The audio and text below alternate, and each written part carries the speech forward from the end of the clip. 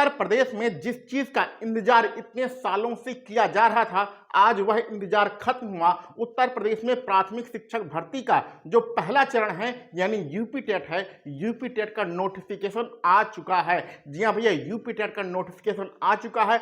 आज हम लोग इस वीडियो लेक्चर में इन्हीं सब चीजों पर चर्चा करेंगे और भी कुछ महत्वपूर्ण चीजें हैं, तो आप वीडियो में बने रहिए। तो देखिए भैया, यूपी टेट 2026 का नोटिफिकेशन दे दिया गया है आयोग के द्वारा। जब से आयोग में उत्तर प्रदेश शिक्षा सेवा चयन आयोग जो है उसमें प्रशांत कुमार जी अध्यक्ष बने हैं, तभी से हमने कहा है कि अब चीजें बदल जाएंगी। ये पुलिस वाला आदमी है, सबको डंडे मार मार के काम कराएगा। अब आपकी एग्जाम डेट आगे नहीं बढ़ेगी, चाहे टीजीटी हो चाहे पीजीटी हो। 4-5 बार इसके पेपर कैंसिल हो चुके हैं। यूपी टेट का जनवरी में एग्जाम था, वह भी कैंसिल हो गया था। लेकिन अब प्रशांत कुमार जी को बहुत बहुत धन्यवाद कहना चाहेंगे इस अपने वीडियो के माध्यम से कि भैया उन्होंने सपने पूरे किए। प्राथमिक शिक्षक भर्ती का जो पहला चरण है यूपी टेट, वह नोटिफिकेशन आ चुका है और इसके बाद 100% प्राथमिक शिक्षक भर्ती आएगी उत्तर प्रदेश में। हम इस पे मोटा मोटा बात करते हैं और इसकी डिटेल वीडियो हम कल बनाएंगे, वो आप डिटेल वीडियो कल देखिएगा। लेकिन चलिए इस पर हम लोग मोटा मोटा बात करते हैं कि आपके नोटिफिकेशन में क्या है। देखिए, आज 20 तारीख है, आज नोटिफिकेशन आया है, लेकिन आपका फॉर्म भरना 27 तारीख से स्टार्ट होगा और 1 महीने तक यानी 26 अप्रैल तक आप फॉर्म भर सकते हैं। बढ़िया से रुपया जमा कर सकते हैं। फॉर्म भरने की जो फीस है वो 1000 रुपया है। किसके लिए? सामान्य वर्ग और ओबीसी वर्ग के लिए 1000 रुपया है, चाहे महिला हो चाहे पुरुष हो। और SC ST वर्ग के लिए चाहे महिला हो चाहे पुरुष हो, उनके लिए 500 रुपया। और जो अपने दिव्यांग भाई बहन हैं उनके लिए 300 रुपया फीस है। आपके 2 पेपर होते हैं, आपको पता है। दोनों पेपर में अलग अलग 150 प्रश्न आते हैं।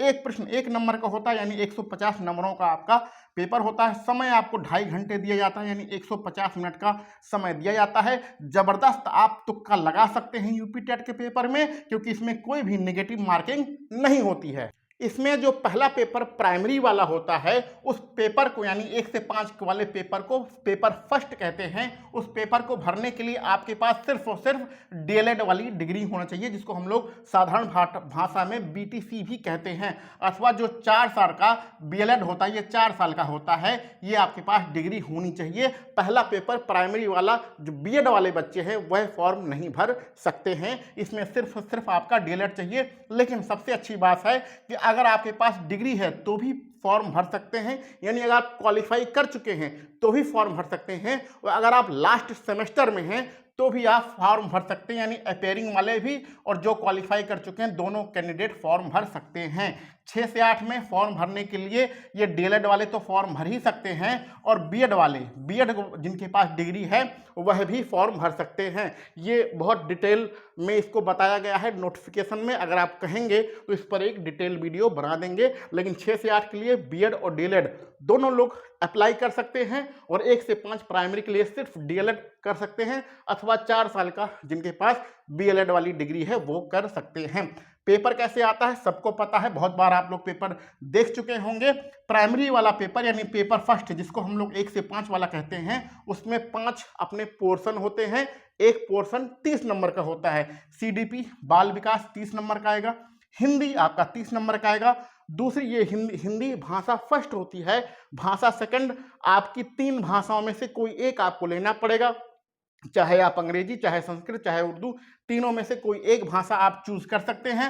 और जिसको चूज करेंगे वो आपका 30 नंबर का आएगा। जैसे मान लीजिए संस्कृत लेते हैं तो इसका आपको 30 नंबर का करना पड़ेगा। तो 30 कुल मिला के 90 नंबर हो गया।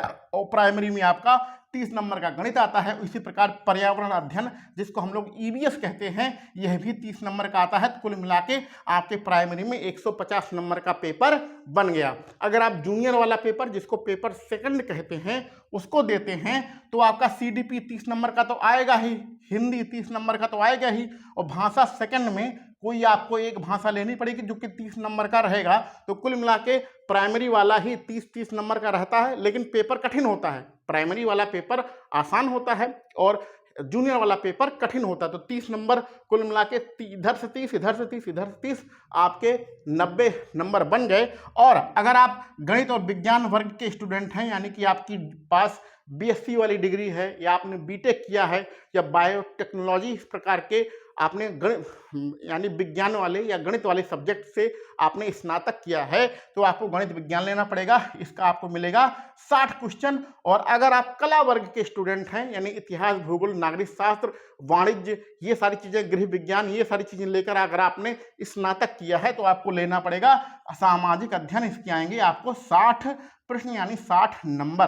तो अगर 30 नंबर 30 आपके 90 यहां से हो गए, गणित विज्ञान वाले का 60 यहां पर हो गया, कुल मिला के आपका 150 पूरा हो गया। या ये जूनियर की बात हो रही है। और इसी प्रकार अगर आपका सामाजिक अध्ययन लिया है आपने तो यहाँ पर 90 पूरा और यहाँ पर 60, कुल मिला के आपके 150 प्रश्न कंप्लीट हो गए। यानी कि जो आपने स्नातक में लिया है, पढ़ा है, वही आपको यहाँ पर चुनना है। चाहे गणित विज्ञान ले लीजिए और चाहे सामाजिक अध्ययन ले लीजिए।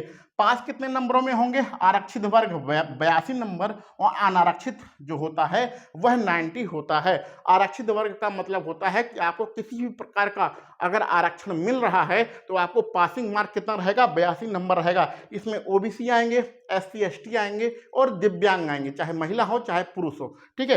अनारक्षित में कौन कौन से आएंगे? इसमें सामान्य पुरुष और सामान्य महिला आएगी। और जो दूसरे राज्य के बच्चे होते हैं जैसे बिहार है, मध्य प्रदेश है, हरियाणा है, दिल्ली है, इनके बच्चे भी उत्तर प्रदेश में फॉर्म भरते हैं तो वो लोग भी पासिंग मार्क कितना चाहिए? 90 नंबर चाहिए। ये होता है 55%। 150 का आपका पेपर होगा ना, 150 नंबरों का पेपर होगा तो ये 82 का मतलब होता है 55% और 90 का मतलब होता है 60%। तो ये आपका मोटा मोटा जो विज्ञापन आया है उसका एक निचोड़ है, एक समझ लीजिए छोटी सी समरी है। इस पर डिटेल वीडियो हम लोग कल बनाएंगे। अगर आपके मन में कोई डाउट हो तो आप यहाँ पर बात कर सकते हो। सबसे इम्पोर्टेंट ये व्हाट्सएप नंबर आप लोग रट लीजिएगा, 96 16 39 50 14। ठीक है।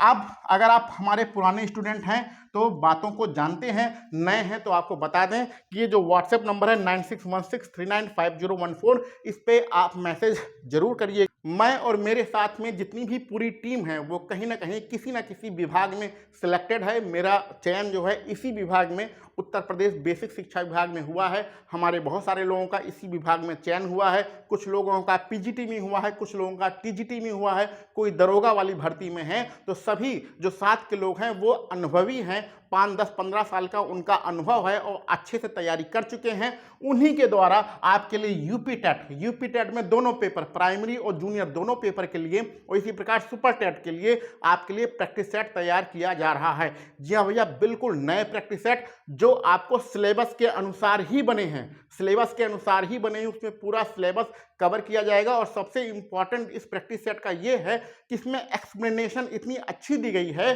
कि आप अगर एक एक्सप्लेनेशन पढ़ेंगे तो एक प्रश्न के आधार पर 3 प्रश्न आपके, 3 से 4 प्रश्न आपके और तैयार हो जाएंगे। जैसे कि आप कोई प्रश्न पढ़ते हैं, उसका आपका एक प्रश्न तो तैयार हो गया, फिर उसका एक्सप्लेनेशन पढ़ते हैं तो 3 प्रश्न आपके तैयार हो गए। यानी कि एक क्वेश्चन के चक्कर में आपके 4 प्रश्न, यहाँ पर 4 से 5 प्रश्न आपके तैयार हो रहे हैं। अगर सिर्फ आप प्रैक्टिस सेट ही लगा लेंगे तो भी आपका बेड़ा पार हो जाएगा, पूरा सिलेबस आपका कंप्लीट हो जाएगा। तो इस व्हाट्सएप नंबर पे जरूर संपर्क करिएगा। हम लोग यूपी टेट और सुपर टेट दोनों परीक्षाओं के लिए प्रैक्टिस सेट यहाँ पर दे रहे हैं। ठीक है। तो ये सारी चीजें आप सभी लोग जानते हैं, समझते हैं। और कोई भी डाउट हो तो कमेंट बॉक्स में जरूर लिखिएगा। चलिए मिलते हैं अगले वीडियो लेक्चर में। आप सभी लोगों को वीडियो देखने के लिए बहुत बहुत धन्यवाद।